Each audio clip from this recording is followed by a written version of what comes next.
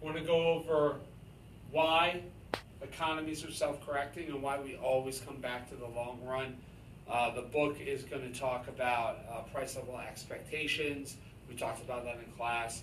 Reality, it has a lot more to do with the wages of workers and how they adjust in the long run. So let's first go through a recession. So this is going to start with a decrease in aggregate demand. So consumption, investment spending, government spending, or net exports decreases. There are many reasons that would cause this. We have a decrease in price level and a decrease in real output. And here's my recessionary gap. Now what we have at Y2, our unemployment rate is greater than 5%. So we can say that the quantity supplied of labor is greater than the quantity demanded. We have more workers unemployed.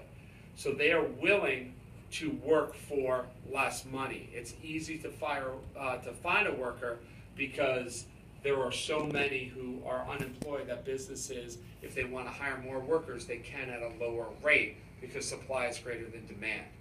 Because in the long run, you can change contracts, you can change wages, and also remember, goods and services are cheaper here, price levels decreasing, which means workers don't need as much money to sustain the same real income.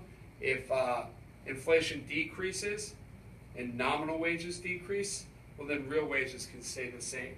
So because of all this, we will have a decrease in wages. As wages go down, aggregate supply shifts to the right, PL3, and we're back at 5% unemployment. Over here, this is an inflationary gap, and this is caused by an increase in aggregate demand. This is an opposite of a recessionary gap, so we would call this AD2, PL2, and Y2. Here it's the opposite, and this is where the U.S. is right now. Here at Y2, the demand of workers is greater than the supply. So businesses demand workers, but there are no unemployed persons. They're not enough. So in order to hire workers, businesses have to increase wages. Additionally, because there are not enough workers, this becomes demand pull inflation. So we have everybody who has a job who wants to buy goods and services. Businesses want to meet those needs, but they can't produce enough to keep up with demand because they don't have enough workers.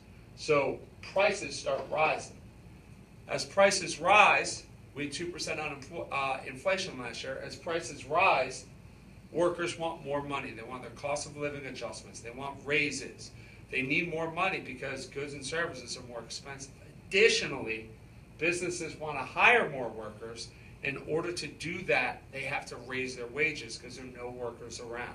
So they have to raise their wages to attract workers. Because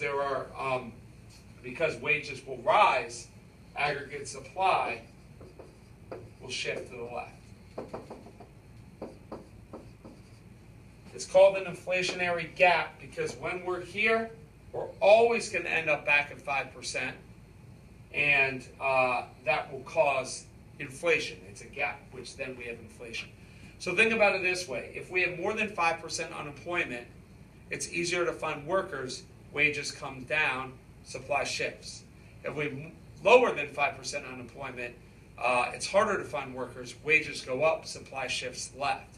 That's why we always go back to the long run. It has to do with wages. That's the easiest explanation.